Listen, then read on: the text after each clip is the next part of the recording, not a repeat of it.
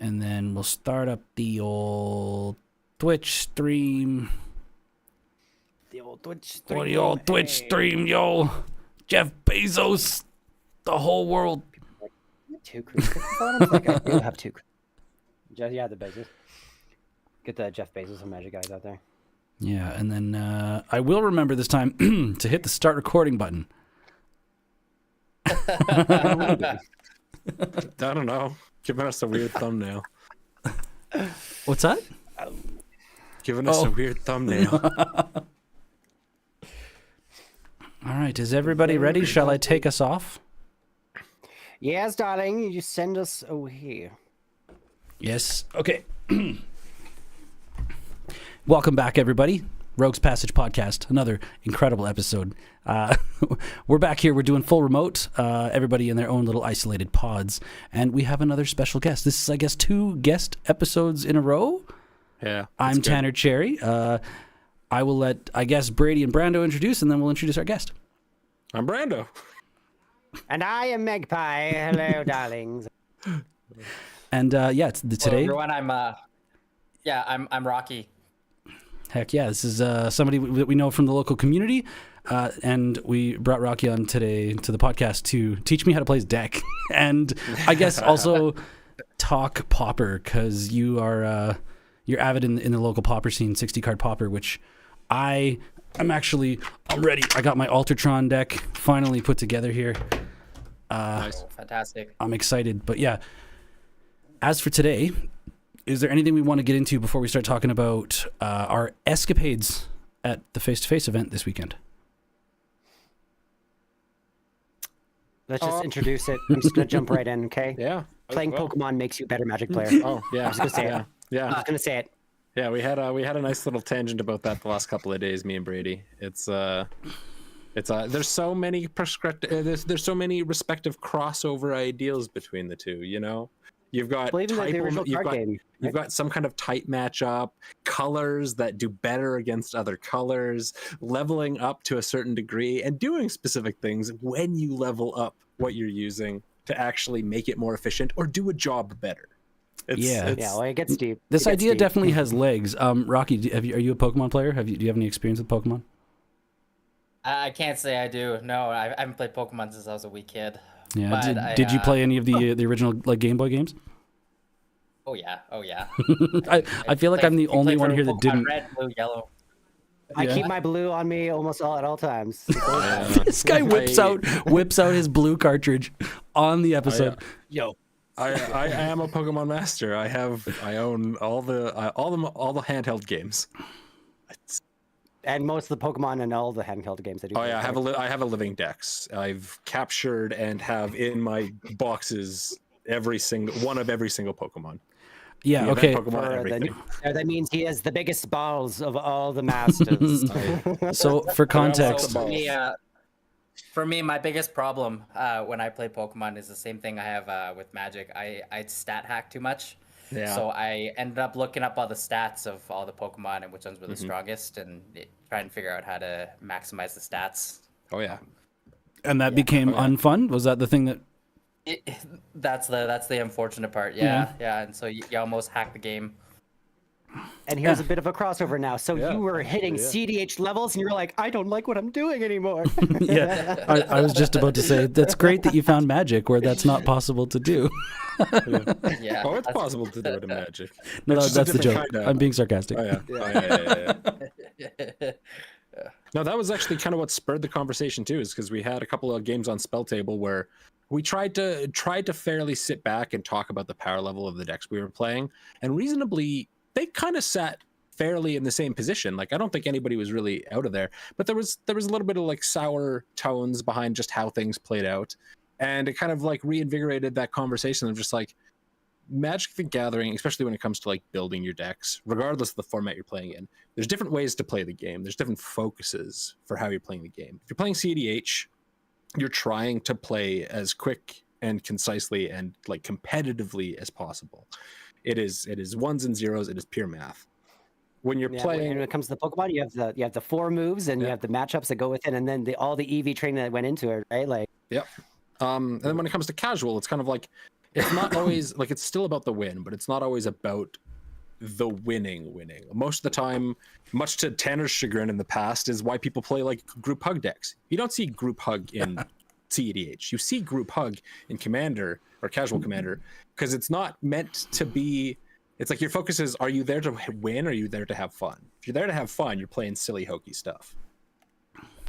You're almost focused on the meme. Yeah. Exactly. Yeah. So for some context as to like why this conversation was happening, from what I understand, or at least from like watching Brady's rant on the Rogues Passage like Facebook reel or whatever today, is the parallel between like the fact that like Pokemon was very geniusly designed. It was very geniusly designed like a it's like rock paper scissors on crack, right?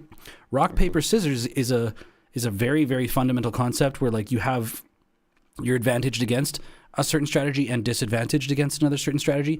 Pokemon and other games expanded that out into 12 different directions instead of just the one each.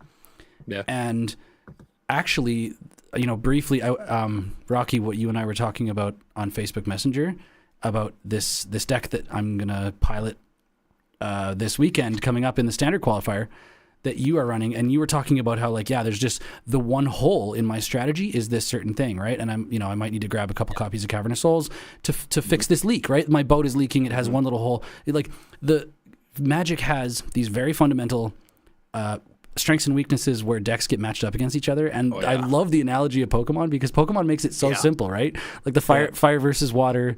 Like I didn't grow up playing Pokemon, so I'm not really well versed in regards to like what Psychic is strong or weak against. You're picking it up though. Yeah. You're picking it up though. Yeah. Really. No, I that's why like when I saw your rant today, Brady, I was like, this is awesome. Like I definitely love the tangent you're going on. And then Rocky, when you were like, I wish I had woken up more, but yeah. Yeah.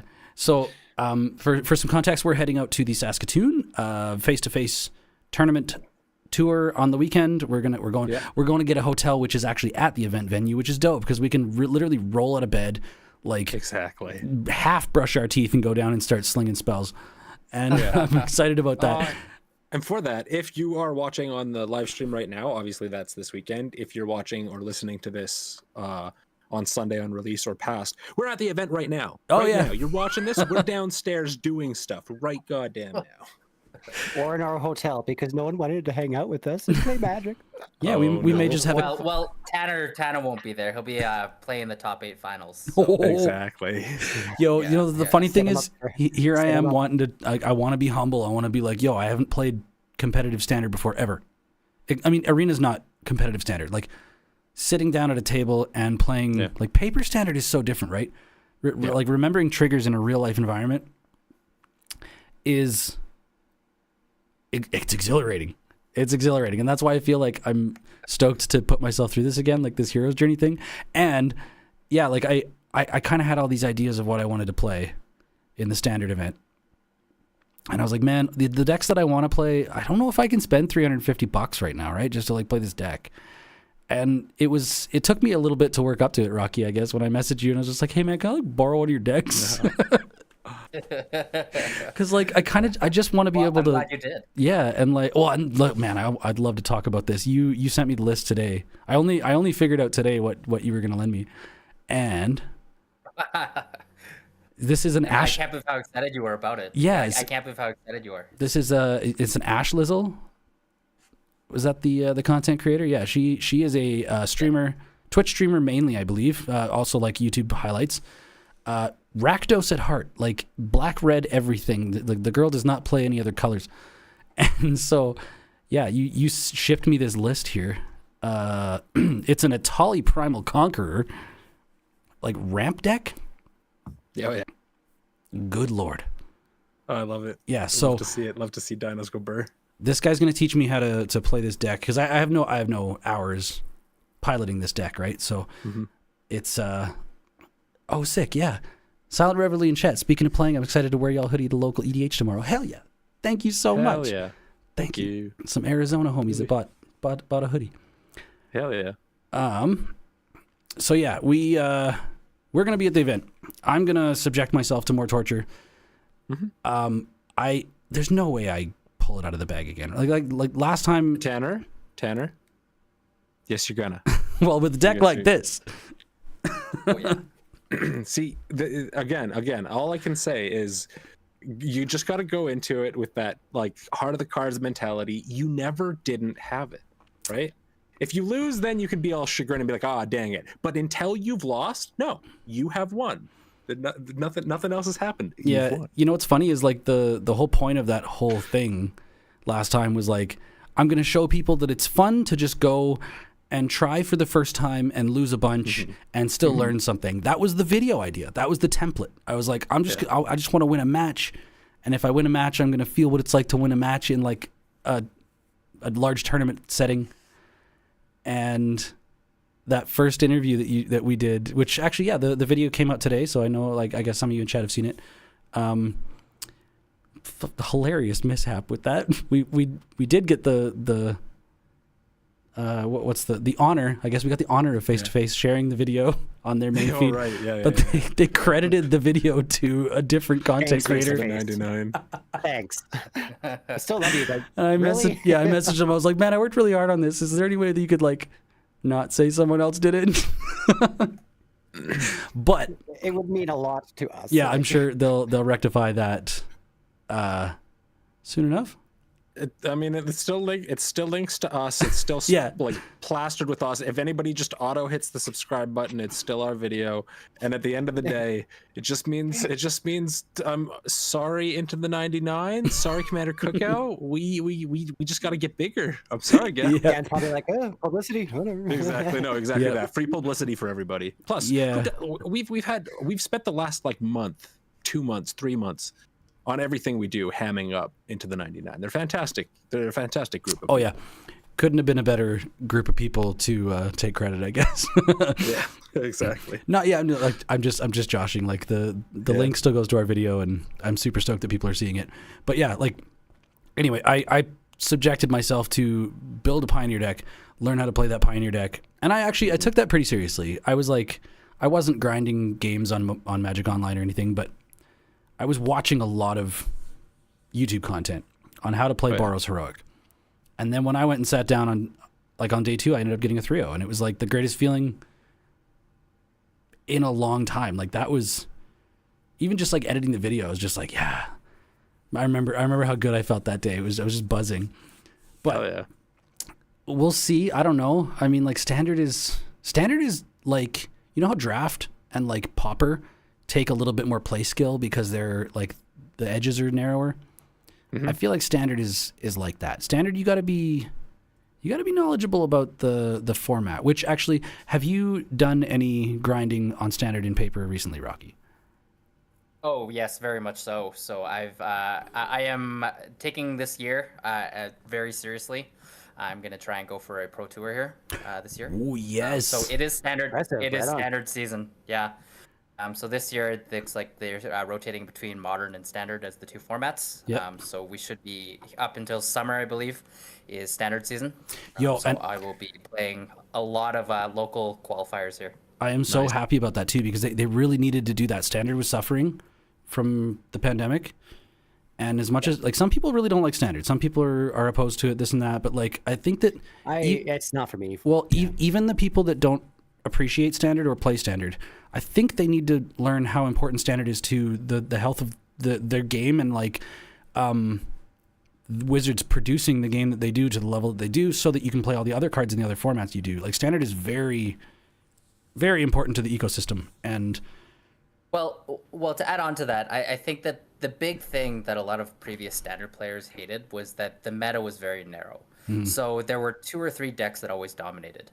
But with Wizards adding that extra year on for rotation, and now being a 3-year rotation, the meta is massive. It's massive. There are probably 4 or 5 decks you can play that are viable.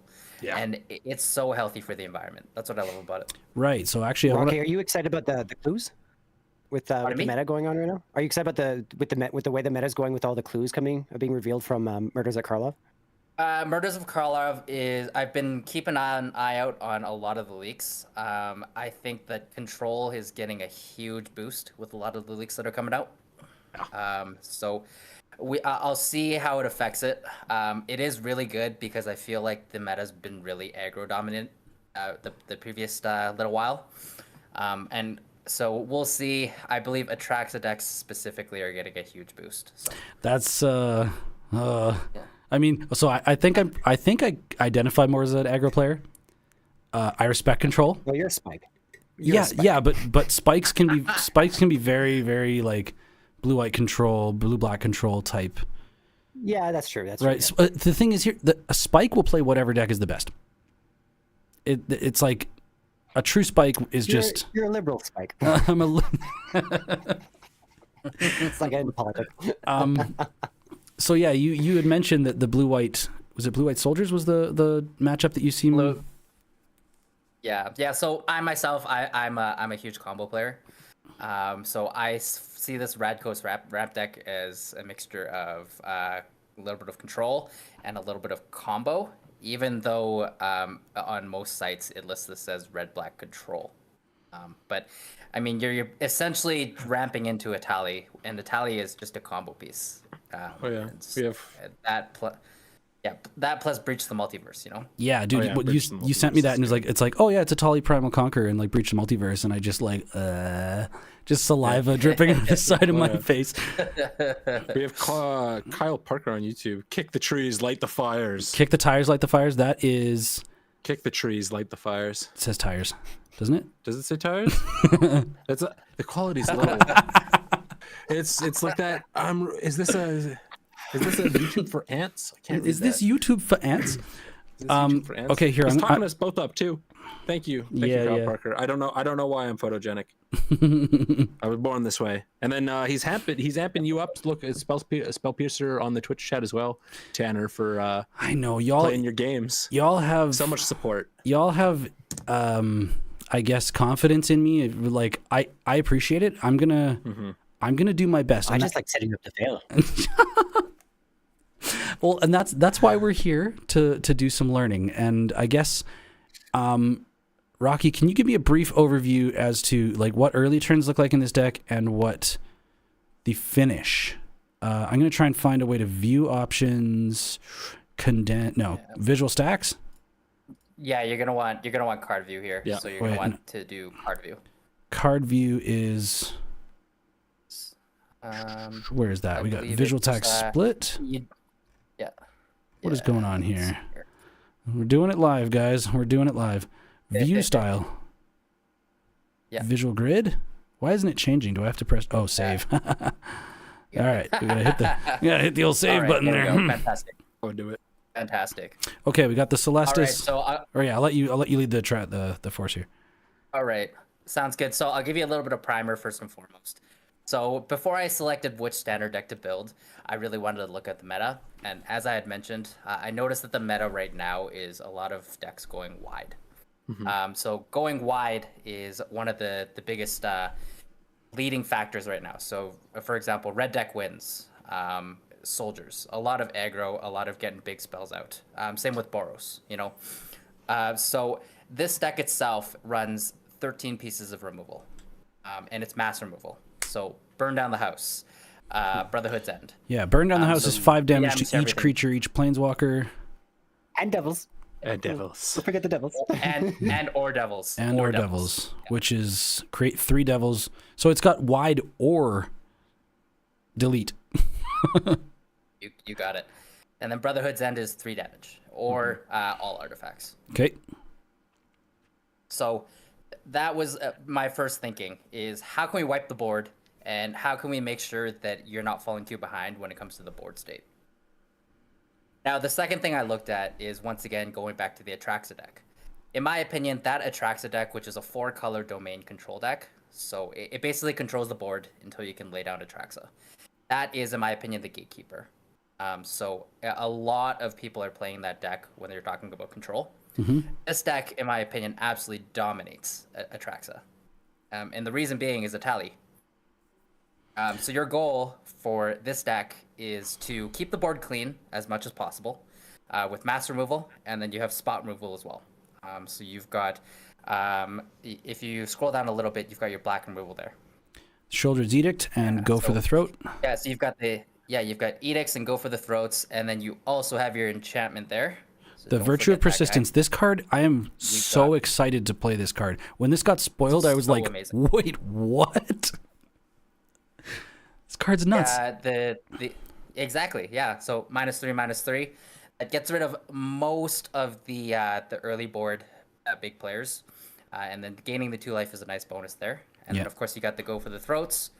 And then the best part about the edict effects there is that it controls. You can sacrifice planeswalkers as well. So Right. that's very important. Yeah, Shieldred's Edict. so- Oh man, can you imagine if that was a common Yeah. for Pauper? Oh. Pauper would be nuts. Well, like- you really don't. oh yeah, well, I you guess do there's no have an edict planeswalkers, so in- it would be creature and non-token. yeah, there's no planeswalkers. Yeah, okay, Yeah, okay. yeah. Disregard. Okay, of course. Now, let's talk about the ramp version of, or the ramp portion of the deck. So what you're doing is you're stalling the board state till you can hit the big score. Yeah. And big score, as you can see, what it does as an additional cost to the card, you discard a card, but then you get 2 treasure tokens, you draw 2 cards. So Yeah. essentially on turn 4, you're at 4 mana plus 2 treasures. And then turn 5, you drop an additional land. This deck plays 27 lands, so that is very high land count.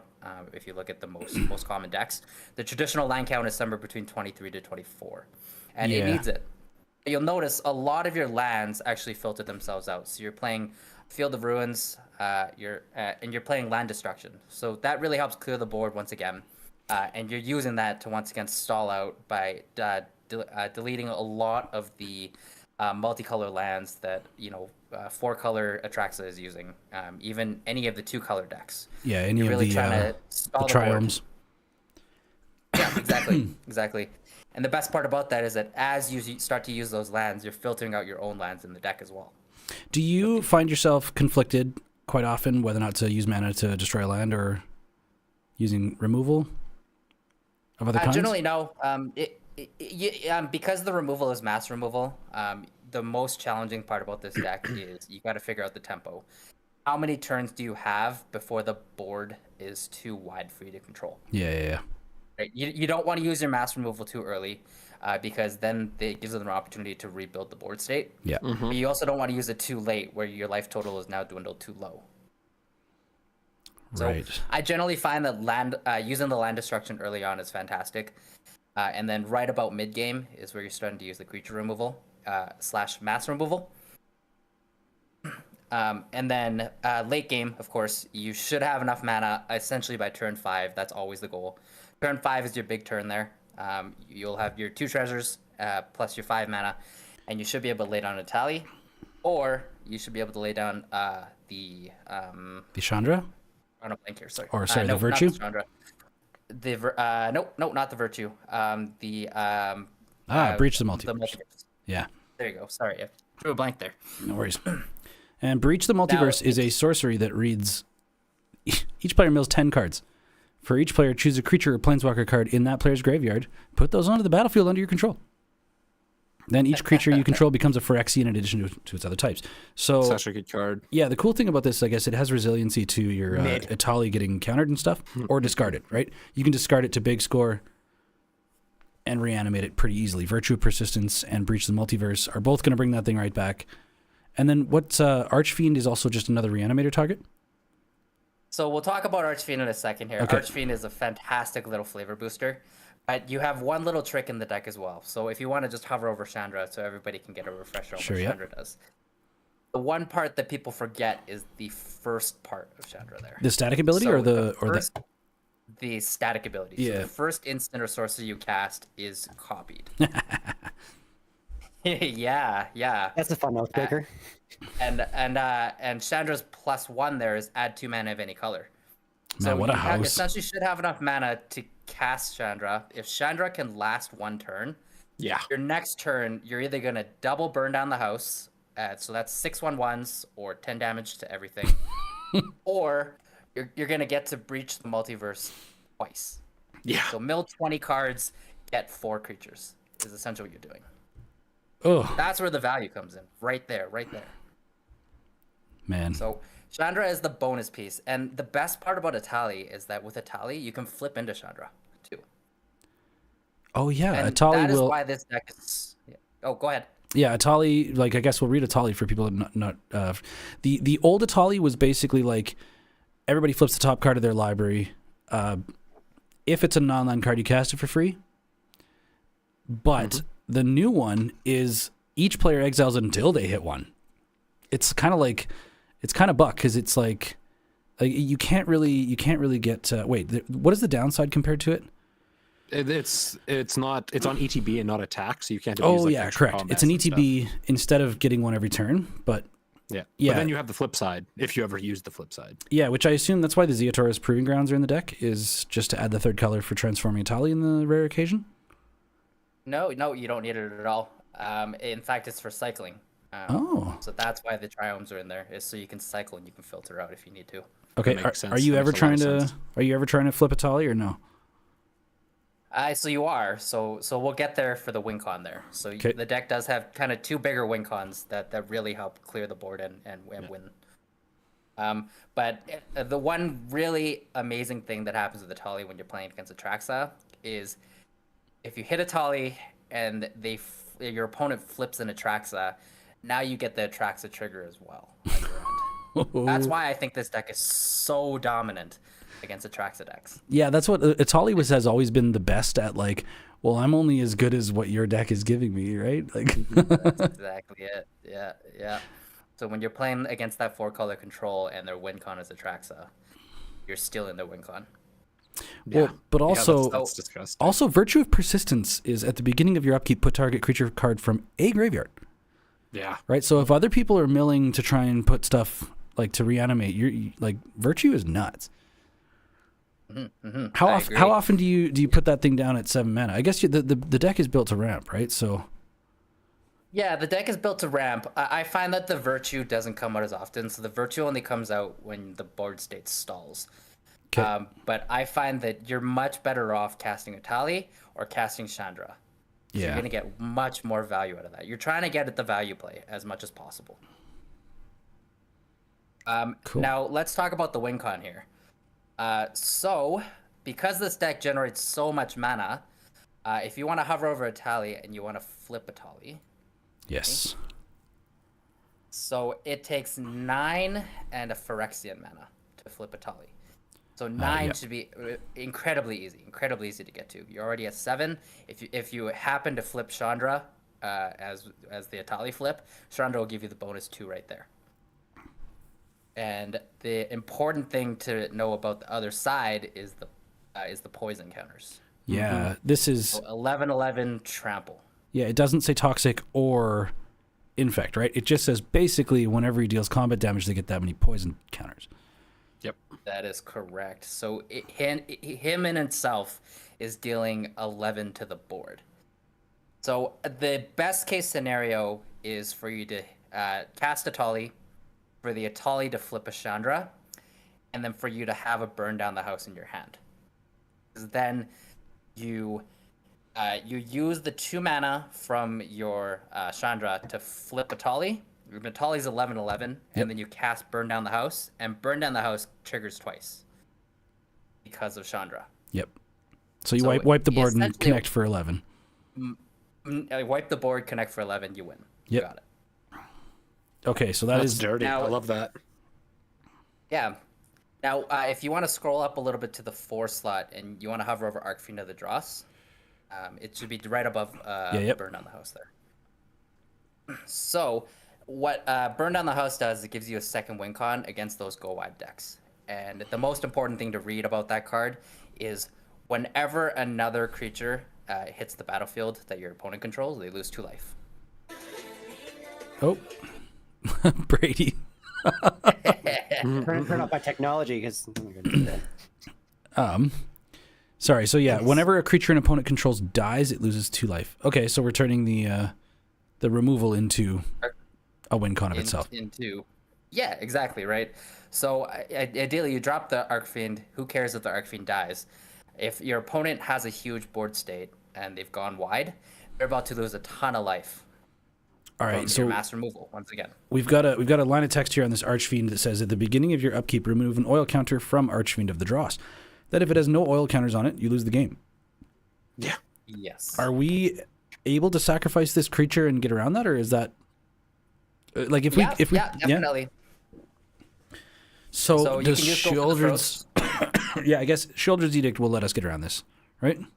Not the edict, because I believe the edict says edict. Also, if It does, yeah. Sorry. if I read the sort of strategy as well, it's like even if you had the mana to cast the Archfiend, if you're not properly set up to like do a burn down the house, like you wouldn't cast the Archfiend. You're waiting for when you know that you can pop it off, or else realistically, it's you kind of just putting yourself at exposure. That's exactly it. So Archfiend is not always a 4-drop. Sometimes, even if you have no play on turn 4, sometimes you're passing the turn instead of casting the Archfiend. Yeah, that makes You sense. got to be really careful there. Yeah. Cool. Well, Yeah. how has this deck been for you so far? I see you've got we got the Celestis and the Iron Crag here. I assume this is just strictly for ramp, right? Yeah. Yeah, you got it for ramp there. And keep in mind that with the Celestis there, the Day Knight does allow you to card draw as well, so it allows you to filter the deck if you need to. Oh, cool. So I've had mixed results with the deck. The thing I'm finding with the deck is that it does great against a lot of decks that aren't able to curve out. So that's kind of the difficult part, is if you're playing against a deck and the deck tempos out on you, turn 1 they play a creature, turn 2 another creature, turn 3 another creature, and then on turn 4 you try and do a mass removal and they counter it, you're kind of hooped. Yeah. You're kind of hooped. The deck is, in my opinion, a mid-range deck. Yeah. So it does kind of get out-tempoed by a lot of those fast decks. Yeah, So the it's big almost like one it is gonna starts at be against- mid range and then it hopes to curve to late game, right? Yeah, exactly. So the big one that I'm having difficulty with is against blue-white soldiers, because they get a ton of soldiers out, and then they've got blue counter spells. So then when you go to try and cast those mass removal spells, they just get countered. Would it make sense to try and filter in at least like a playset of like something that's targeted discard? Like I don't know if any of that Yeah. exists. We've got that. in- We've got duress, or sorry, we got Okay, yeah. yeah 2 duress in the sideboard. Yeah. Yeah. So game one is a little difficult. Game 1, you basically just gotta hope that they don't have as many counter spells for your to answer out your plays. Yeah. But then game 2, you really gotta do that chess match where before you cast your combo or cast a tally, you lay down the duress to figure out exactly what you're working with. Yeah. And then we got cut down, which is to control the early game if you're going up against stuff that's coming out quick, right? What is Gix's command? Destroy each creature with power 2 or less. Yeah, I mean, Yep. and I mean, Again, more, choose more 2. mass removal. Sick. Okay, Graveyard Trespasser is just a house in standard right now. Yeah. Enters a battlefield or attacks, exile up to 1 target card from a graveyard. This is very efficient graveyard control. Deep Cavern Bat seems good here, Kyle says in chat. Deep Cavern Bat, what? This is a card that I'm not super familiar with. Deep Cavern Bat. But I've heard people talking about it. Yeah, the issue with Deep Cavern Bat is that it does a great job of looking at your opponent's hand and stealing a card, but your mass removal kills it. So your I see. Brotherhood's End, you burn down the house, it's 5 damage to everything or 3 damage to everything. So it kills the bat, and whatever card you've taken goes right back into your opponent's hand. Oh, okay, I see. So yeah, you're almost foiling your own plan at a certain point. It's nice because you get the information, so you get to see what's in their hand, but by revealing it. So you get the information play, but I find that for the 1 mana less, the duress is much better value. Cool. Yeah. Yeah, duress. Ooh. Hey, I brought this up with you when we were talking once on the podcast about Rakdos Scam and how to downgrade potentially the build by using duress, and you're like, duress sucks. Now, am I hearing this now? The duress duress has a is- little bit of balls. Well, I'll tell you, yes, Duress has always been a good card. duress is Thank you. incredible when it's the best you have. Standard is limited to. Standard doesn't have Inquisition of Kozilek. It doesn't have Thoughtseize, right? We've got duress, I know. and at 1 mana, like duress is as old as time, and it'll do, right? Like if that's what you have, that's what you got to use. And I mean, God, look at this art. It'll do. Look at this art. This it's Strixhaven pretty Mystical gorgeous. Archive. Like, oh, They knocked it out of the park for the Strixhaven Mystical Archive cards. They were all So No, the- gorgeous. Badass So aesthetic. pretty. Yeah, Sick. I Okay. love the border on them. They're Yeah, so nice. they are. They knocked it out. I just got actually I got a playset of lightning bolt, the foil lightning bolts. I've just, dude, Popper has broken me. Like I've been trying to like put together nice, like really pretty versions of all like the Popper staples, and I'm just gonna sleeve them all in the same color sleeves just so that I can like. I feel inspired to brew a lot of decks right now, and Yeah, the fact good, that good. the fact that Popper is Yeah. like I can literally just like cut and paste the list and send it to my doorstep for $35. It's Yeah, amazing. well, I just got my list figured out from Phoenix. I'm working on an Impact Tremors / Firebrand Archer deck. Very, very excited. Spicy. I like it. Well, hopefully it's not going to be as strong as my Simic Infect, but you know, whatever. Oh, Brady, like if I can't make it to Popper Night tomorrow, you should go with Rocky. They're going to Ogre's Den to grind out some Popper. I'll be there. Yeah. Yeah. Oh, I have fantastic. no reason Yeah. not to. I So, have no reason not to. is it okay if I give a little plug out here then? Yeah, of course. Yeah, absolutely, man. Do your thing. Yeah. So Ogre's Den, every second Wednesday. So every other Wednesday. So every 2 weeks. Ogre's Den has a tournament 7 p.m. It's a Popper tournament. As far as I know, all the store prizing goes towards it. And then every Saturday at First Player, there is also Popper. And this Saturday specifically is the Popper Store Championships. I know. And, Yeah, you were the one at the last face-to-face event. You were like, yo, you should sign up for this. It's January 27th. And I was fully on board until I realized that was the same date as the Saskatoon event. So I know, yeah. Unfortunately.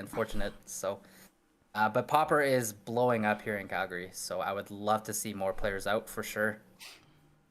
Yeah, I got this like really cool leather harness that I got from a music festival years ago. It looks really badass. I feel like an actual proper, like rogue from D&D wearing its, his armor, and I can fit 2 Popper decks in both pockets, and I feel so sexy. It's like it's like literally a holster. It's styled like a gun holster. What am I pulling out of the pockets? It's a freaking Magic the Gathering deck. No, I love that flavor. It's good. Oh, God. I love it. so good. All right, let's continue going through this sideboard. We got Lithomantic Barrage, which is quite a spell. It is. Yeah, the most important part about that is it can't be countered. Yeah, his spell can't be countered for 1 red sorcery. Lithomantic Barrage deals 1 damage to target creature or planeswalker. Deals 5 damage instead if that target is white and or blue. So yeah, this is what sideboards are for. They're for silver bullets. You want to have stuff that is like, I'm bringing this in against a certain opponent. And that is actually, man, like, I think, what was it, Fry was like this. It was like a good sideboard card. It couldn't be countered. 1 red, did 5 damage. Here, I'm going to look that up. Fry was very similar. MTG Fry. Yeah, no, it's actually just 1 in a red, but it's an instant. Spell can't be countered. Fry deals 5 damage to target creature or planeswalker that's white or blue. So, Lithomantic Barrage, 1 damage to target creature, planeswalker. It's basically the same at sorcery speed for 1 mana less. Yeah, exactly. Yeah. So, I mean, I wish it wasn't sorcery speed. I really do. But, beggars can't be choosers. Can we just talk about the art on Fry for a second? Just smoking chicken legs. Yeah, smoking chicken legs. So good. Oh god, that spell was so funny. All right, and then we got, of course, 2. What is this card? I've never seen Shieldred the Apocalypse before. Yeah, That sounds like a bad yeah. card. It's my girlfriend. I'm sorry about that. She does her best. She does damn well than her best. I gotta tell you though, man. I gotta tell you, man. She's a free spirit because she's out here fucking everybody's life. Dude. And that is what I'm so proud of. Also, can we talk about the price right now? Can we talk about the price of Shieldred the Apocalypse? $139. Card Kingdom says Canadian. $99.99 American. Yeah, no, we looked it up today on Face to Face. $139. Can we And talk that's just for that print. The other prints are a little. No, my crazier. foil is worth like 166 American. Yeah, but what I want to talk about is the fact that the budget print, not budget, Yeah. just the regular non-Gucci print, Yeah. when was the last time there was a $100 card in Standard? It's been a minute. Right? Like this is it's been a hot while, yeah. it's $100 American. I mean, I feel like the incarnations got pretty close. Pretty close to that. The incarnations? Are you talking about the The Evo card. Like the Rakdos Evokes? scam cards. Well, Yeah. those were in Modern Horizons, and they were never legal in Standard. They were printed directly on Modern. Yeah, that's right. Yep. Modern is a commander thing. I don't know shit about Modern is not a 60 commander formats. thing. Modern is I'm Modern gonna is a pick up competitive Modern. format. Yeah. Yeah, no. Yeah, Pioneer, Modern, Standard. Well, so okay, Pioneer, Modern, and Standard, they have similarities in the fact that they take all of the main story sets, right? Is Yeah, like what they yeah. put in there. Modern is weird because at one point they just decided to print these like secondary supplemental sets that were not legal in anything other than just Modern, right? Modern Horizons was like, what if we just printed Modern cards straight to Modern? They don't have to go through Standard, right? So we don't have to worry about them being too powerful for Standard or too powerful for Pioneer. What if we just printed cards that were Modern power level? Well, but that's what they promised, and then they were like Modern plus plus plus plus, and they basically like the format is before Modern Horizons and after Modern Horizons. It was like a complete and total set rotation. Yeah. I always just joke. It's that the format is just who can build the best scam deck. That's all that Modern is. Yeah. Yep. Yeah, you're not wrong. I thought it was so funny that when they finally banned, they banned Fury to try and tag the Rakdos scam decks, and then the first big tournament following that ban was won by Rakdos scam without Fury. Yeah. Yep. Yeah. I think they should have gotten rid of Grief instead of Fury. Fury is good. Grief, I think, was just that little bit more potent. Yeah. I'm confused by that. Why Fury? Like hand control is on average, I think, the most crippling for. Right, but Fury cleans up. Meta players saying that, but yeah, Fury basically made it so that like you could. Fury is a red card. Let's just bring it up on screen here. Mm-hmm. MTG. All I have to do is add one letter to Fry, and we can get Fury. So Fury is double strike. It's a 5 mana. You'll never pay 5 mana ever.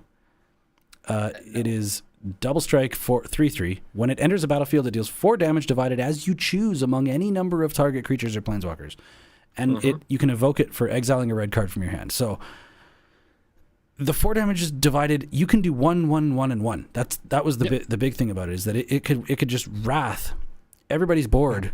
Ban. That's so funny. Like, only 4 formats it's legal. Yeah. We got banned in Modern. It's legal in Legacy, Vintage, Commander, and Oathbreaker.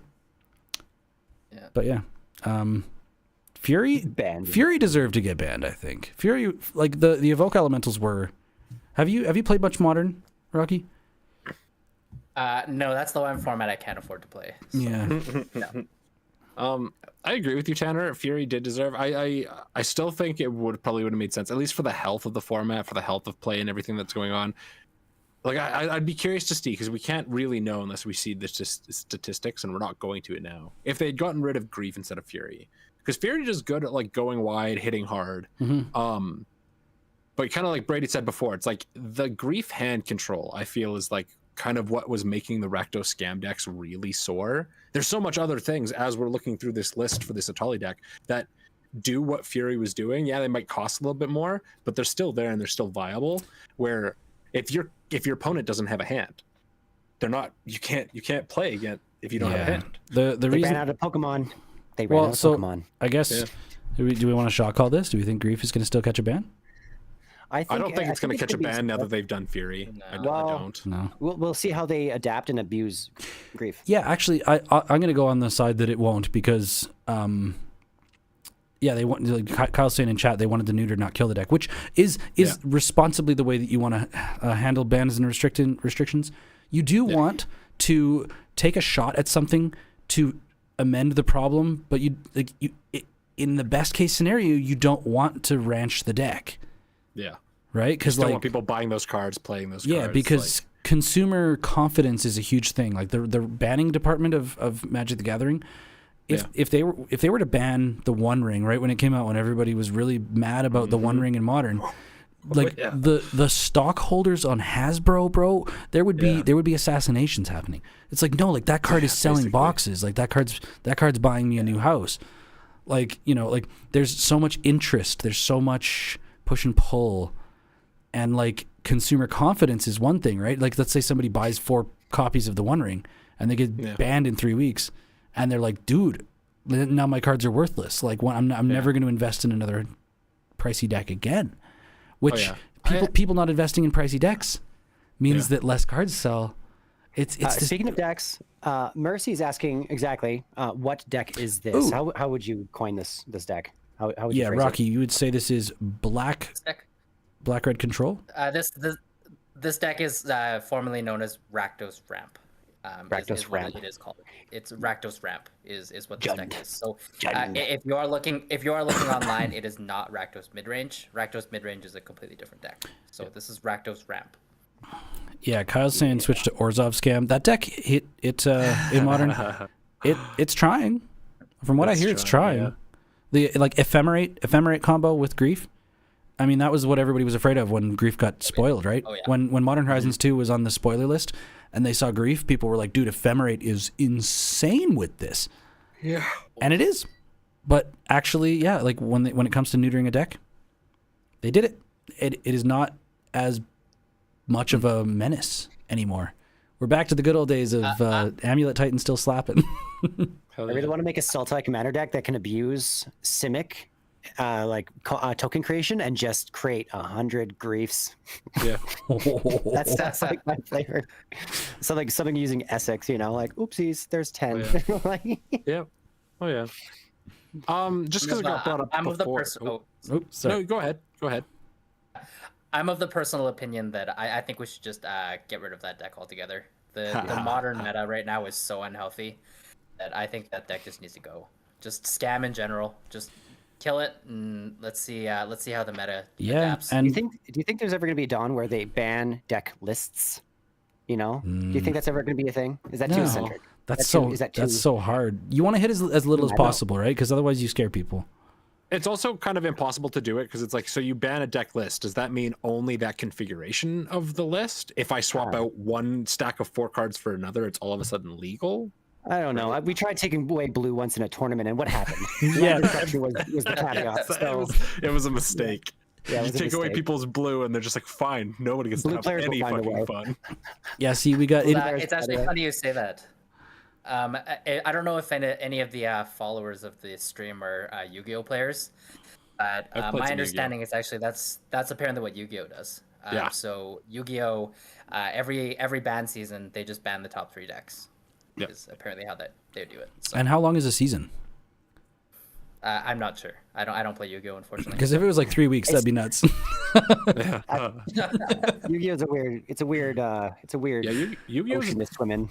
Yu-Gi-Oh's a different kind of beast. Yu-Gi-Oh's I don't know how to know describe it. anything. It's closer to solitaire than like it's weird. When anybody watching this or listening to this, go look up on YouTube. Just look up competitive Yu-Gi-Oh and let your brain be fried by the fact that like 80,000 things happen that seem to have no correlation with each other, and yet people are still just like, okay, yeah, cool, that was a great game. I scooped. Yeah, let's do another one. It's like, what did I just watch? There was some guy on social media made this perfect example of the best starting hand for Magic and the worst starting hand for Yu-Gi-Oh, and it was the same thing. He ended up spending like 10 minutes to get to the win, turn 1 for the Yu-Gi-Oh player, and then it was like a turn 1 Soul Ring into this. Okay, yeah, and a pass, and then he does everything else turn 2 and then wins. So it's like, and the way he concludes it was like, with the Magic player, is like, yeah, man, I'm sorry, I just happen to have the really good starting hand. And the guy with the Yu-Gi-Oh player was just like, man, I'm sorry, that just sucked.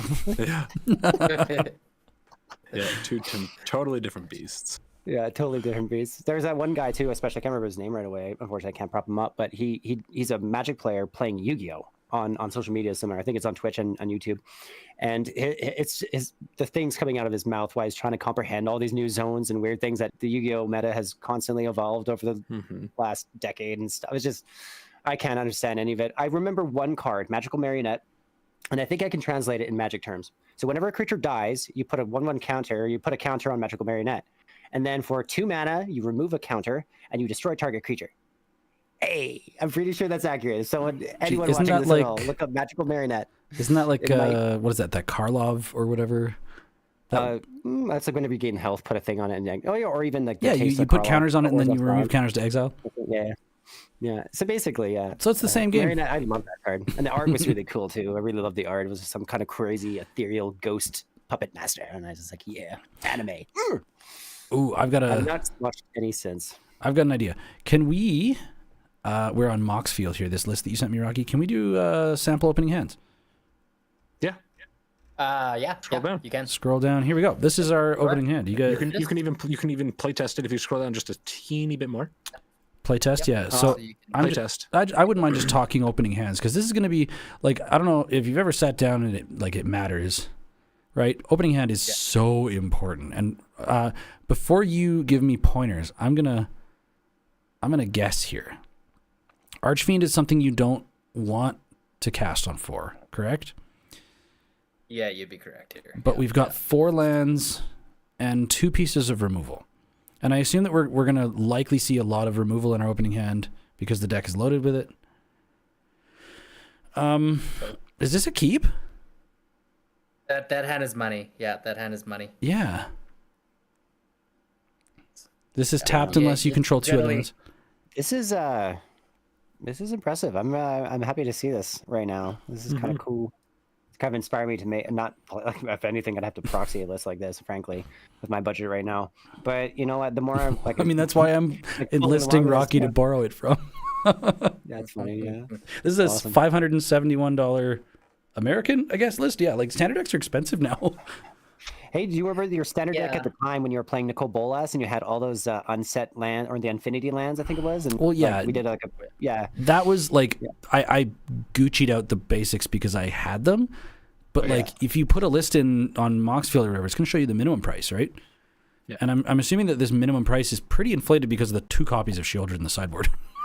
That's exactly it. So I'm gonna be honest with you. I don't have the 2 copies of Shieldred in here. I don't understand why they're in the sideboard. I don't understand when you bring Well, them I up. happen Tanner, to do you know wanna borrow somebody that's got 2 copies of Shieldred. Actually, do any of you guys, Brady or Brandon, do you have any copies of Cavern of Souls? I do. I have Not. two. I have 2 actually. Unfortunately. That's the choose a creature type, right? Yeah, the land literally own that 2. makes them I literally own uncounterable. 2. Cool. I have So 2 Shoulders and 2 Caverns of Souls. Yeah. Okay, this deck could use some Cavern of Souls as my modification playing it, because that'll help prevent your Italia from getting countered. So just got a named dinosaur. Heck yeah. Also, I'd just like to make note because we've had some people ask about it from like around YouTube, around Reddit, around some of our other social medias. If you have a deck that you want to see us play, ideas for a commander that you just want to see us like run away with, sort of thing, let us know. Like shoot down in the comments of this video. Like find a way to let us know like what you're thinking. Because if you want to see us pilot a specific commander, or you want us to like build a specific deck to like see on the channel at some point, we'd love to like take some of these ideas and run away with them. Yeah, totally. Like Twitch streamers do that, where they'll take like donos or whatever, right? Like play my deck. Like, man, I will subject myself to some hilarious shit. You tell me what deck to play, and I'll do it. Exactly. I do want to draw one more hand here, because of course. the first one was it seemed like a keep. It's like low cost removal, 4 lands. This one looks like an even bigger keep. we've got 3 lands: Takenuma, Blackleaf Cliffs, and a swamp. The virtue is a 2-drop early removal in a -3/-3. Yeah. Breach. You got that big score. Breach is a late game 7-drop. It's big score will get you there. Burn down the house. The only early play here is virtue. So that's the only thing that worries me, right? What do you feel? Yep. Yeah. So the hand you're seeing here, it would be very dependent on what type of deck your opponent's playing. This type of hand is a little too slow if you're playing a fast deck, but if you're playing against an Atraxa deck, this is more than fine. So you really got to be mindful that your hand is very dependent on how fast your opponent can tempo out on you. Otherwise, this hand would just be too slow. You'd be dead before you could cast anything. Yeah, true. All right, we'll do one more hand. Just snap it off. We got 2 lands. We got 2 Archfiend. Just 2 more minutes. Just 2 more minutes. Quote Luca. Yeah, 2 minutes. My little 2-year-old. Well, apparently I woke up earlier. Oopsies. Oh shit. Yeah, I'm not sure if you noticed my whole tempo changed. Uh-oh. Yeah, that's fine. No, it was at the very beginning, 37 minutes ago. Oh, okay. No bother. So bother. this hand, Discuss this down here. Brotherhood's End is a 3-drop. Yeah, but 2 lands in hand and 2 Archfiends. If I had to take a guess, that's likely a necessary. Yeah, mulligan. I think I would ship this, correct? Yeah, you'd be correct. Yeah. Cool. So the rule of thumb for this deck is that you really should at least have 3 lands in hand. 3 lands and a couple early plays. Yeah, it'd be nice to have the early plays, but no matter what, I would say the non-negotiable is the 3 lands. I have yet to ever keep a hand that has at least 3. Just because you do need to curve out, you need to play a land every turn. And color correct? Yeah. Like Not John? necessarily color correct. The reason being is because your Field of Ruins and your land destruction will help you search for the lands. Yeah. So you have 7 of them in here between Field of Ruin and the other one. Oh yeah, we're looking at 3 Demolition Field and 4 Field of Ruin. So Demo Field. Yeah, you got it. So you got 7 of them. man, Yeah, and so you're gonna want to cut 2 of those for Cavern of Souls. yeah. So this is a whole game in itself in figuring out which land to take your opponent off of. Am I literally going to lend like $500 worth of cards to Tanner? Hey, my sugar daddy. We're going to go to a different city. That's insane. When I got the first one, it was a birthday gift from one of my closest friends here, and it was amazing. It's also foil. The Shieldred? Yeah, like I was Apocalypse. Yeah, like brand new, like literally like a week old. I was like, bro, thank you. Which And then the second one I was a dummy and I bought, and I maybe starved for 2 weeks. I'm not gonna lie. but even back then Hey, if they you're weren't playing- even as When I bought it, pricey. it was $80. Yeah. Yeah, exactly. If you're playing Cardboard Futures, you're actually winning right now. Yeah. Cool. I mean, that love is being shared with Brandon here soon. So Well, I want to say thank you very much, like for trusting me to pilot one of your like very sick decks that I had no idea what it was that you were playing. I was just like, I trust Rocky. I'm gonna ask him and see if he'll let me like Yeah, of course. spin the wheels on this. There's gonna be an insurance policy. We're gonna double deck it, double sleeved, everything. It's gonna have like Yeah. a chest transport. I will. I It's will the also Tezzeret. split my whatever winnings I get with the deck. Yeah. Just don't forget your double trigger on the Chandra, please. Okay. Yeah, because if you forget the double trigger, the judge will not. You'd be like, will not split your Judge, trigger. excuse me, I just 1 moment. Yeah. Call it Rocky. What did you say? Yeah. No, it's because specifically because it's where you may choose, right? No, because if you miss the trigger and the board state changes, they can't go back. Right. Okay. Oh, yeah. I actually don't know. I can't remember if it says you may. I can't. Yes. So it says whenever Does it say it says whenever you cast, you may choose. No, wait, an instant or sorcery spell copy it. So no, it's not a may as to whether or not the spell is copied. It's just a may Correct. as to the choosing new targets. Correct. But if you fail to recognize the trigger and the board state has changed, and Yeah. you've already made too many moves, you can't go back. Right. Well, I am not promising you that I will play this deck perfectly. I am going to leverage the amazing 2 people here to my Brady and Brando. I'm We gonna have a healthy bank. yeah, like Our card selection altogether is healthy, so we'll be able to help you out for But sure. what I'm I asking- now have to start digging for 2 Cavern of Souls though. That's gonna be irritating. ooh, yeah. My decks are all packed up. I have to unpack some of my decks. Oh shit. It's fine. It's fine. It could be the difference, Brady. I honestly Could be the no. difference. 2 Caverns of Souls, like literally the first one I like bought a long time ago, and then I can't even remember. I got the MH2, the last one that came out. Whenever one got released, I got a Cavern of Souls then. So I just Nice. happened to look out, and then same thing with the Shieldred. So it's actually pretty cool. I'm able to really help out this Saskatoon trip moment. So Yeah, teamwork. If if any of the viewers right now can tell me why they think that they're playing Shieldreds in the sideboard, I still can't figure it out. I don't know what matchup I would sideboard in the Shieldreds in, to be honest.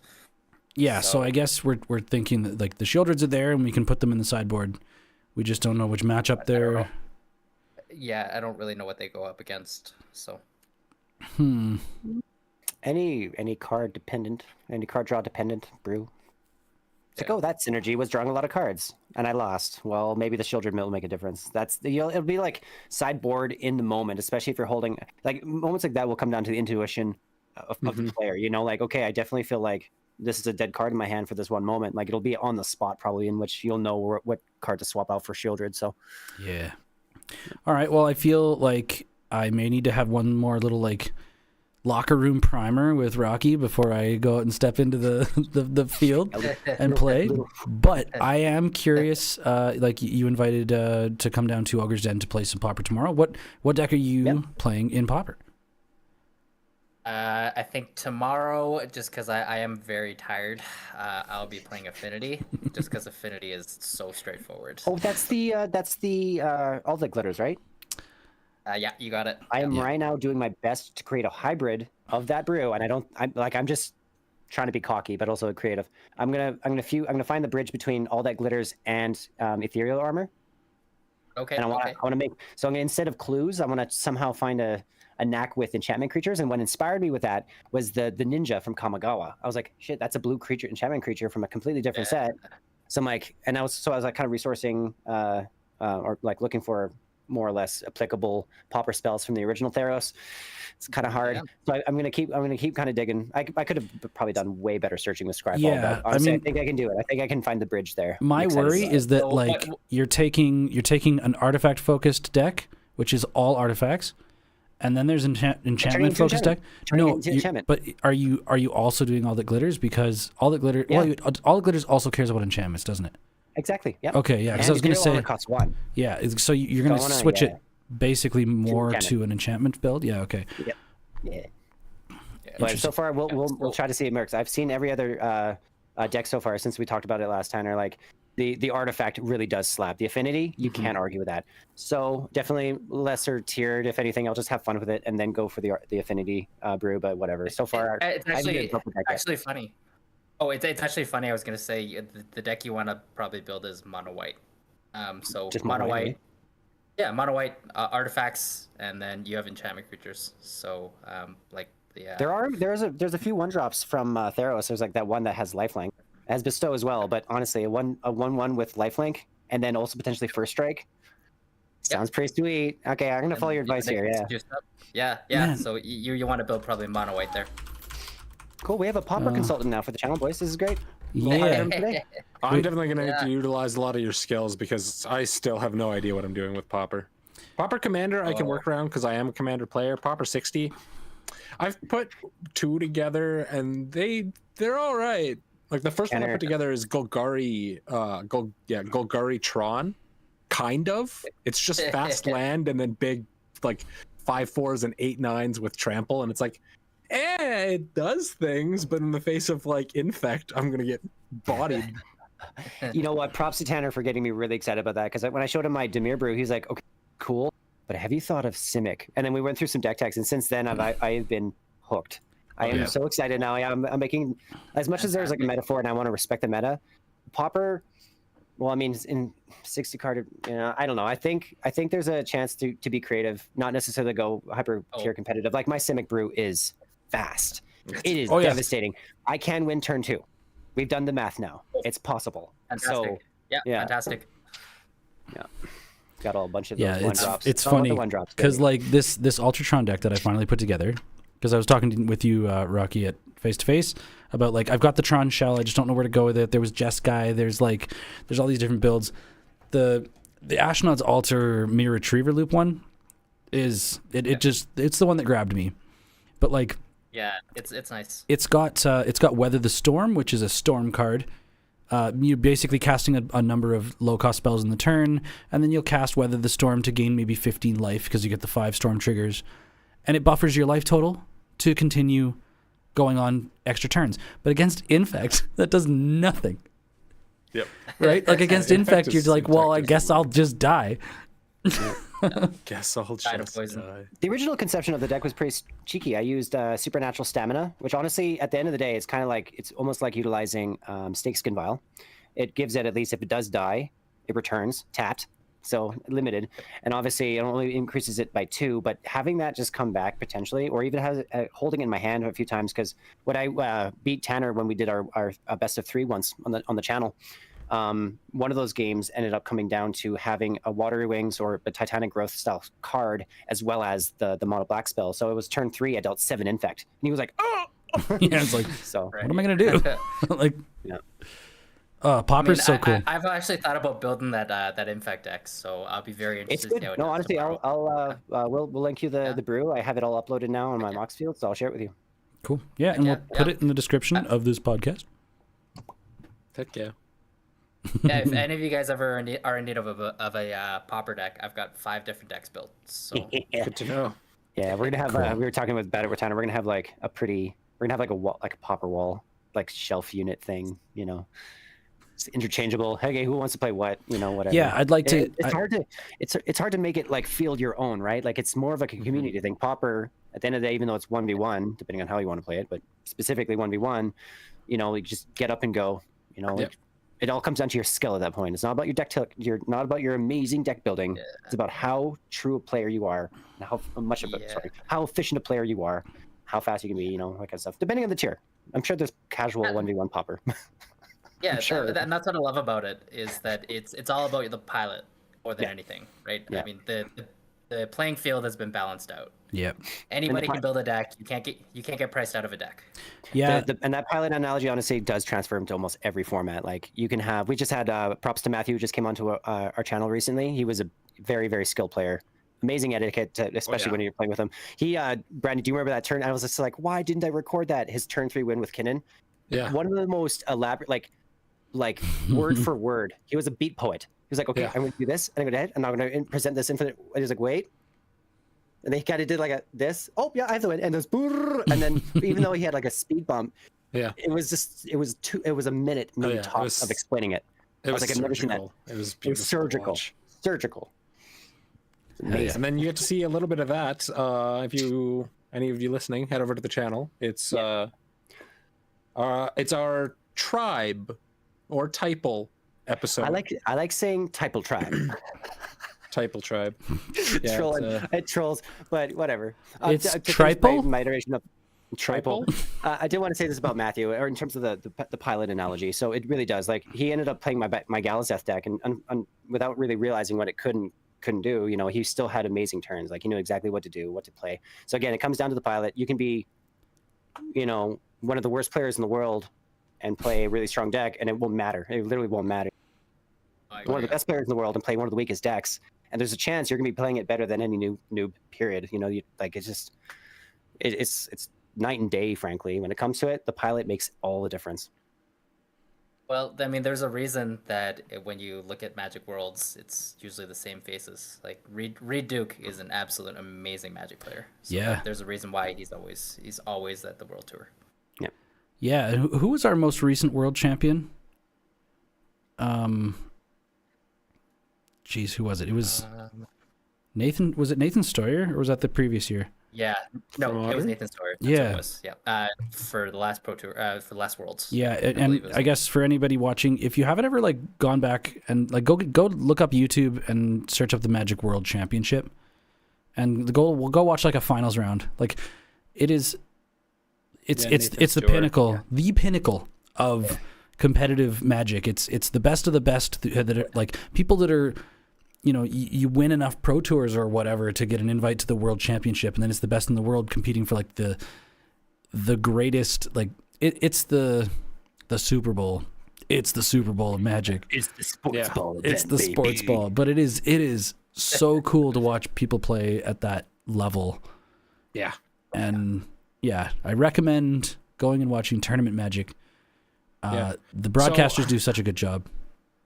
So Yeah. just because it was funny for bringing up, because you were kind of asking there, Rocky, about specifically for this brew that Tanner's playing. Where would you slot in the Sheoldred? What is where is that good? And I was just kind of looking here. Yeah. For Nathan Stewart, first card on the list, 3 Sheoldred the Apocalypses. Main deck or He's playing sideboard? main deck. Yeah, He's playing a very different kind of deck, though. It looks like he is playing something similar to Rakdos Scam. Are we lot of are we looking at Judge? his? Wait, his winning deck. Top 4 standard. Oh, this is standard, not modern. yeah, no, we're this deck that Rocky's giving me is standard. Okay, yeah. So let me look at So this then, up. yeah, Nathan, this is actually we might it's EUR Yeah. EUER. Steuer. Yeah, Nathan Stoyer, Worlds standard 3 Shoulder deck. of the Apocalypse, 4 Blood Tithe Harvesters. Oh yeah, that's Rakdos mid range you're looking at. Yeah, As soon as you I'm say not- Blood Tithe Harvesters, Yeah. yeah, that's mid range. So very different deck.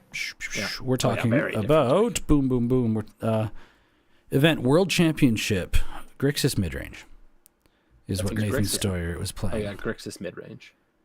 Yeah. Is there a visual view on this website? There we go. Visual view. Okay, we're gonna punch yeah. up the Oh. just while we look at this. Bankbuster. Goal Reckoner RIP Bankbuster. Bankbuster. A braid, man. A braid, just a good card. Blood Tithe Harvester Braid's too. great. Super competitive spell, honestly. Yeah, we're gonna go ahead and say like these cards right here. 4 Yeah. of Fable of the Mirror Breaker, 4 of Invoke Despair.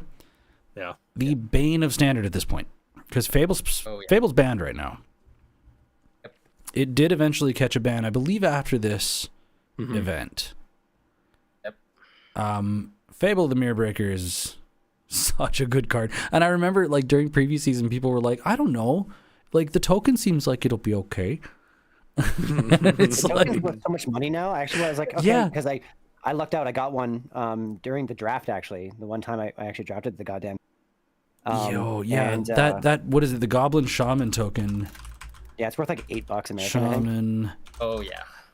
Sure Something is. like that. No, okay. You want to know what's hilarious? What I heard on, I heard this on a podcast recently, and we'll talk about the OG modern players, this and that. Yeah. Ew, This- it's more expensive than I said. This token, the Goblin Shaman token, is more expensive than Tarmogoyf right now. There used to be a day where Tarmogoyf was the biggest, baddest thing in Modern, and it was like hundreds of dollars. And now the Goblin Shaman token from Fable of the Mirror Breaker is worth more than friggin' Tarmogoyf. That's funny. Yeah, Magic is funny. Magic is very funny. Anyway, That's why trading card build futures is Nothing but laughter and tears. yeah. Tears and laughter and tears. That's all Magic is. well. Is there anything else anybody wants to touch on? We're just over an hour and 12. I do. I want to shamelessly plug some things I've been working really hard on, boys. I am, for those not aware, a perfumer. I'm a huge hobbyist with it. I'm very excited about it, and very soon here I'm going to be releasing a string of colognes, essential oil perfumes and such, all Magic themed. This one I'm holding in my hand right now is in a sage bottle, but I call it Nemesis. I've been puffing it just like this whole time, just like Just this huffing it. smells so good. This is one of my I'm just really proud. Like, Can just- confirm the scents he makes are phenomenal, and they they're very different, like in a good way. Like yeah, the one they're not the scents that you could encounter people wearing on your regular day to day, but they stand out. Like Yeah, in this one's a very in good complicated way. blend using the base of patchouli and frankincense. So the patchouli is very, very overpowering. I have a little bit of ylang ylang, and frankincense, bergamot, and I think I added like a few drops of lavender. I have to like figure out the proportions exactly for this, but I like once the send now, like my neurodivergents will understand it. I pretty much have, remember how to make it. My last one that was really good, and I could bring this anywhere. I'd dose my going into a show or like with my fan, right? My prop fan. You just cover it a little bit with my perfume, and you go into any club, and people stop, and they're like, "Oh man!" Like at what was it, Electrodio? People were just like, "Oh, that like you're dancing among a bunch of really sweaty, smelly people." You know, sometimes people you'll smell coming in for Chapa the- or something. Yeah, they like spread it up, and people were approaching me, and I was like, "What is that?" I'm like, "Oh, it's my own perfume." And like, "What do you do?" I'm like, "What do you call it?" I'm like, "Well, I call this a Johnny's Bane." And they're like, "What?" I'm like, "Well, it kills cats." It is true. A lot of essential oils, the majority of them, I would say 95% of essential oils will kill a cat. Yeah. It depends. They're not going to go out of the way to consume it. We have 3 But if you cats in like- this house. No, I'm aware. I don't get to diffuse very often because of it. And honestly, whenever I do wear this, you won't see me. Like if you smell me, you'll also not be able to see. You'll never see me hold Johan. Yeah. You know, so there's going to be a lot of disclaimers. In fact, I want to spread awareness of this because there's a lot of animals that are put through quite a lot when it comes to it, and they have the strongest smells and Yeah. schnozzes in the world. Yeah, they do. And this stuff is poisonous to them, frankly, and there's not enough of that. Yeah. I really want to hopefully use this Magic the Gathering themed line of perfume to also spread animal health awareness. Animal health awareness. Oh yeah. Yeah. Oh yeah. Might as well. So yeah. Why is it called Johnny's everybody- Bane? This will kill your cat. So yeah, everybody stay tuned for Sense by Brady. Sense by Brady. Ooh. Sense by Megan. Is there? Hold on. This Is one's there? called Nemesis because it slays. Is there a magic card that has the word sense in it that you could theme this off of? Uh, Ooh. I almost said something, but it was a freaking magic. It was a Pokemon move. Anyway, Oh, well, okay, wait. Urza's Destiny. Scent of Ivy. Scent No, of that's- Cinder. Oh, there's a whole Ivy lot. has its There's a own. whole lot. There's a bunch of these cards. Scent of Cinder. Scent of Cinder. Cinderglade. Oh, Scent of that's- Cinderglade. No, I Ooh, don't wanna- that's no, I'm hilarious. gonna like this one's called Nemesis. I have a Johnny's Bane. I'm gonna work on a couple more. I have one called the Artificer that's kind of in the works. It's like a less intense mint kind of fusion of things. I want it to kind of like, I don't know, not be like, you know, when you wear like, no, like I'm working with eucalyptus and mints and stuff like that, and honestly those are intense. Like the profiles are insane, so I'd be very careful with it. You can ruin a lot of things with just a single drop of peppermint. Oh yeah. And eucalyptus is the same way, even though it's very like, but they're both incredibly medicinal for their own reasons. yeah, but like what? just- Like every yeah, candy cane ever? yeah, when you touch your eyeball just a tiny bit, you're gonna be like, it's like it's almost like Yeah. bear spray. Getting mint in your eye, essential oil. That's happened to me a few times. It's just, yeah. All Blood right. blobs. Brady, if you can make me one that's got Nock Chom in it, I will definitely. I know how to make that. There's the scents actually for Nag Champa are sandalwood with patchouli and a couple other ones. Yeah. So that's Yeah, easy enough. So if you want Yeah. to make me one that's got hints of that, I would love it. I'll call it the Jund. Heck yeah. The Giant. Oh yeah. Okay. One thing we got to touch on before we go. Sorry, Mercy in chat saying, I know y'all are past an hour, but we can all complain about how fast the Cats and Dogs Secret Lair sold. We will. Yeah, it's Oh, not yeah. surprising. Yeah. It's Well, not surprising. not surprising at all. I No, no, no, I didn't they even went blink. fucking As soon as I saw it, instantly. I'm like, this is an impossible mission for the majority of the world. Yeah, I'm so not, I- I'm not gonna bite. I want to I'm just not say, biting. as a PSA to anybody, thanks, Kyle. If this is a good stream, thank you.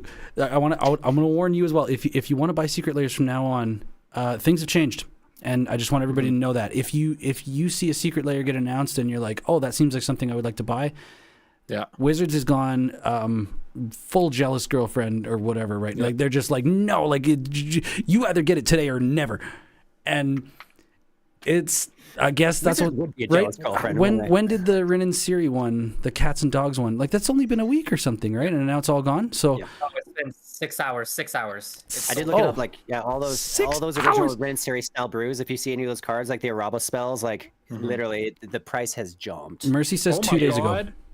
Brady, Oh, there's a Jetmir.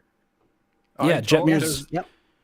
A Yep. dual-sided Jetmir where either he has like the whole like Dr. Evil cat on his lap, or he's got a pack of 3 Rottweilers ready to like murk. Well, I'm so sorry, yeah. Brandon, to let you know, but those all sold out. Hey, they might be sold out, but the secondary market still exists, maybe. I know. I lost yeah. my chance in the Meep. I was gonna buy the Secret Lair for the Hoop Secret Lair that just came out with like the 4-color Doctor, and the one that really made me cry with happiness, like. And I'll probably still punch a baby for it. Is the Meep? I really want to get my hands on. Oh, it's a mono black Crater Hoof for 3 mana and some setup, but it's Yeah, so Mercy cute. Mercy said it was released 2 days ago and was only available for like 6 hours. So I mean, I'm not surprised. Realistically, okay, they no, hold on. They probably. Oh, sorry. I am surprised. No, so this is in response to what you're saying. I am surprised because they said that they were going to switch to from print on demand, which was perfect. Yeah.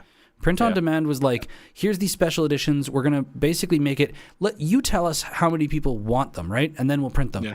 You just have to wait until, like, basically what that meant was that they had to wait till all the order expectations were Yeah. filled, and then they would print the orders. But now they're like, well, we want to get them out quicker, so we're just going to anticipate. We're going to estimate how many people want them. I'm going to go ahead and say right now that they did not do a good job estimating how many available Rin and Seri or Cat and Dog ones were supposed to. They botched that because, like, I I, beg to differ. Yeah, I beg to differ. Oh, really? I think that their marketing team and their profiting team knew exactly what they were doing. God damn it, you're right. We're talking about dogs and cats. We're talking about dogs and cats. I mean, not even past that, but it's like until we get secondary numbers, it's like other Secret Lair product has been able to like sit there and maybe gotten huge orders kind of thing, but this is something, especially after the last dual-sided deck they did, the heads you win, tails you lose, that people have been vocal about online about hating themselves for missing out. They probably sold more of this stock than any like than You know probably what? sold.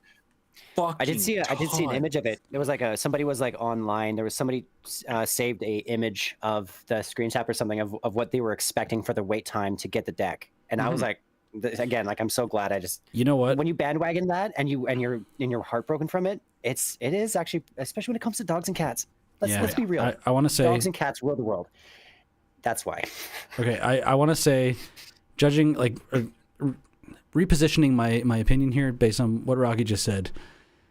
They probably were going to cut this one at 6 hours no matter how many sold, because now that they've changed the way things are working, they have to engineer the hype. They have to be like, okay, if this one was going to be guaranteed to sell out too quick, which then sets them up for profit for all the rest. Oh yeah. Well, but like, are they actually? I'm so We'll just have to confused. see, right? We'll just have to see. Well, if you look We'll at the never know. numbers now, you can buy the deck right now if you want to. It's just instead of paying 160 for it, you're paying 400. So on the secondary market right now, you can buy cats and dogs. It's 400. Is what's Yeah. Yeah. So And it's gone up by 120% almost. No, especially for this, I wouldn't be surprised. I wouldn't be surprised if there was, regardless of the limit that they wanted to put, if there was like a whole like, there's only so much stock that they can print without it being overwhelmed and having to wait like 2 years to like keep printing this amongst all their other cards. I wouldn't be surprised that they knew and were probably overwhelmed with how many purchases. We need to wrap this podcast up immediately because I'm going to make a parody logo of Secret Lair that's in the Ticketmaster font. Yeah.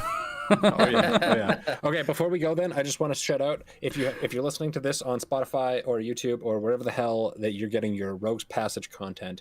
Most recently, in preparation for this weekend and today again, if you're listening to this because we're at the Face-to-Face Saskatchewan event, Tanner put out after some grueling work and some amazing artistic endeavors. Not into the 99. Not into the 99. A recap video for the Face-to-Face Calgary tour back in September. Go check it out. It's super fun. Drop a link, share it to all your friends. It's a good time. Yeah. It's a good time. And stay tuned for the Jeff Laubenstein interview coming soon. Yeah, we got lots of content. We got. I will. He's like the coolest. Like everyone wants him for a grandpa kind of thing, you know. I know he mentioned that. Can you adopt me?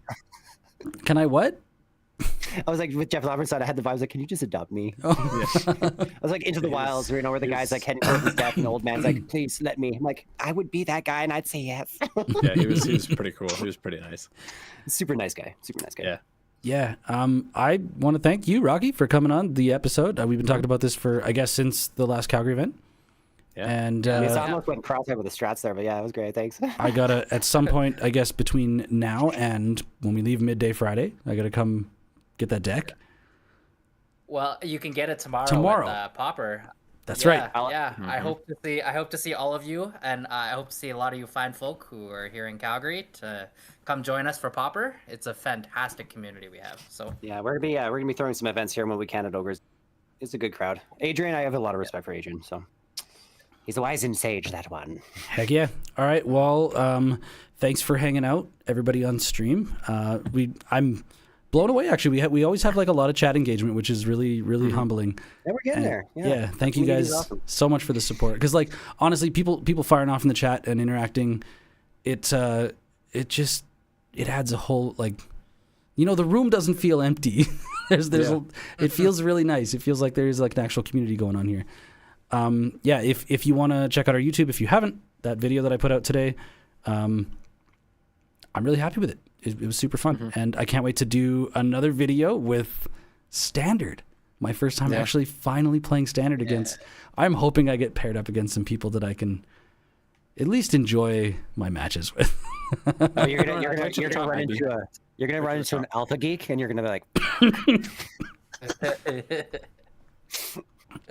All right, well, we'll send it off there. I guess love you guys. Thanks for listening to the Rogues Passage podcast. Fingers in the lenses. Fingers in the lenses. We'll see you guys later. Bye. Get the nose right in there. Oh, run along. Okay, I'm gonna cut the stream. Thank you guys for hanging out. Really appreciate it.